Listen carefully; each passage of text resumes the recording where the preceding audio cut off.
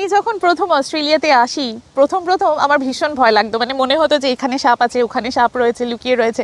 তার কারণ এখানে এত চারিদিকে জঙ্গল, গাছপালা।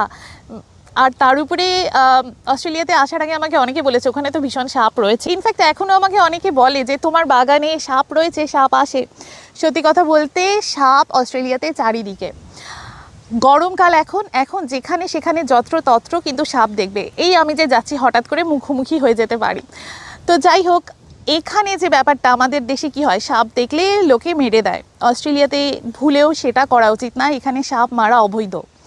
কেউ যদি সাপ মারে তাহলে তাকে দিতে হয় ফাইন। মানে হতে পারে যদি তার পাশের বাড়ির লোক দেখে সেটা যদি জানিয়ে দেয়, হয়ে যাবে বিশাল বড় জরিমানা। সেই জরিমানাটা কত সেটা হলো বিভিন্ন স্টেট অনুযায়ী ভ্যারি করে। ইউজুয়ালি যেটা শুরু হয় মিনিমাম সেটা হলো 10,000 অস্ট্রেলিয়ান ডলার, যেটা কিনা ভারতীয় মুদ্রায় প্রায় 6.5 লাখ টাকা এবং বাংলাদেশি টাকায় 8.5 লাখ টাকা যদি একটা সাপ মারো। এবং এখানে পৃথিবীর যে সমস্ত সাপগুলো রয়েছে, বিষধর সাপের মধ্যে মানে 200 রকমের প্রজাতির সাপ অস্ট্রেলিয়াতে রয়েছে।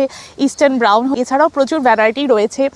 এখানে লোকে সাপ বাড়িতে পোষেও, মানে তার জন্য লাইসেন্স, রেপটাইল লাইসেন্স দরকার। এবং লোকে পাইথন পোষে। অস্ট্রেলিয়ান নর্দার্ন টেরিটরিতে, যেখানে অস্ট্রেলিয়ান অ্যাবরিজিনালসদের সংখ্যা অনেক বেশি, তো সেখানেই কোনো সাধারণ মানুষ যদি সাপ মারে তাহলে তাকে 77,000 অস্ট্রেলিয়ান ডলার, মানে আমাদের ভারতীয় মুদ্রা কিংবা বাংলাদেশি টাকায় প্রায় 50 থেকে 60 লাখ টাকা পর্যন্ত জরিমানা দিতে হতে পারে।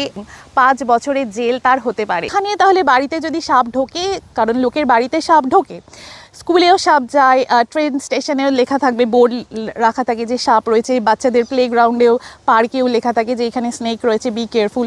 তো যদি বাড়িতে সাপ ঢোকে তাহলে কি করতে হয়, এখানে স্নেক ক্যাচার থাকে বিভিন্ন জায়গায়, তাদের ফোন নাম্বার সমস্ত কিছু দেওয়া থাকে এবং তাদেরকে কন্ট্যাক্ট করতে হয়। $100 নেয়, মানে 6,500 ভারতীয় মুদ্রা এবং 8,500 টাকা বাংলাদেশি টাকায়। $100 বিনিময়ে ওরা বাড়িতে আসবে, এসে সাপটা নিয়ে যাবে, নিয়ে গিয়ে ওরা আবার জঙ্গলে ছেড়ে দেয়।